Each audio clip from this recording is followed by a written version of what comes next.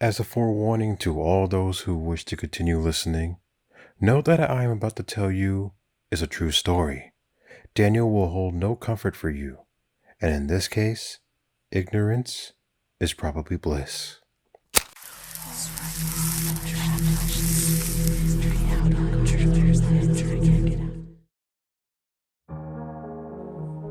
In 1817, a man named John Bell purchased a large amount of farmland in Robertson County, Tennessee. Shortly after having moved into the property, Bell shot a strange animal in his cornfield, describing it as having a head of a rabbit and a body of a dog. The occurrence baffled local doctors, as such a thing shouldn't even be possible. As time passed, the family began to hear gnawing, hacking, and knocking noises coming from outside the house. Eventually, the noises came inside, with no apparent source of the sounds. It wasn't long after that tremor began to shake the property, an event that, again, seemed impossible to men of science. After a while, a faint whisper began to haunt the family, growing ever louder over time.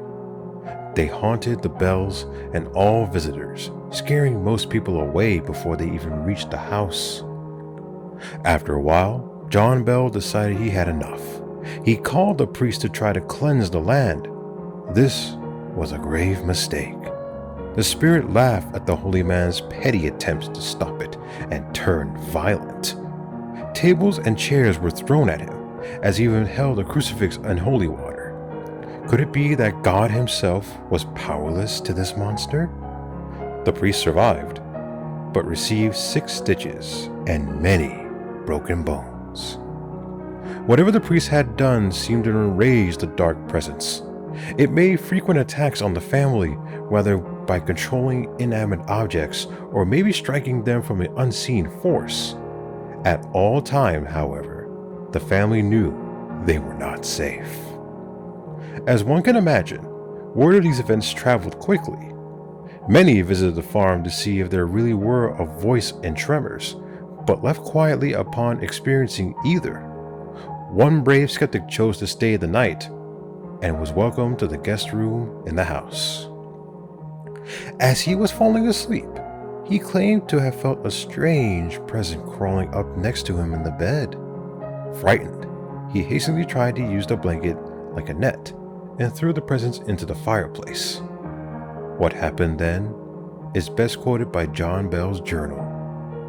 I was sharply awakened by the most horrid of screams coming from the guest room. Upon entering the room, they found trails of blood leading away from the fireplace and outside the room, though the screams remained.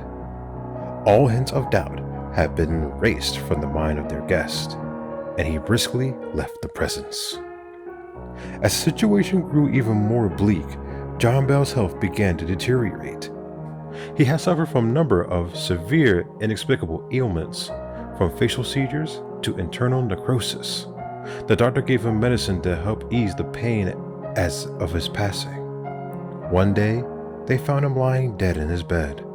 It seemed someone had switched out his medicine for poison, which they confirmed upon force feeding it to the cat. Even at his funeral, the presence did not let up. It mocked the family, laughing at them and making snide remarks like, "I fixed him." Even to this day, John Bell is the only obituary classified as a murder by a ghost. It has said that if you go to the property today, you can still feel a dark, malicious presence, though it is significantly tamer today than it once was. So what about the John Bells that made him a target? He was seemingly a normal man, with a seemingly normal family, yet for some reason, the presence haunted him to his death. Why did it go through so much effort just to torment and kill one man? And worst of all, was to stop it from happening again.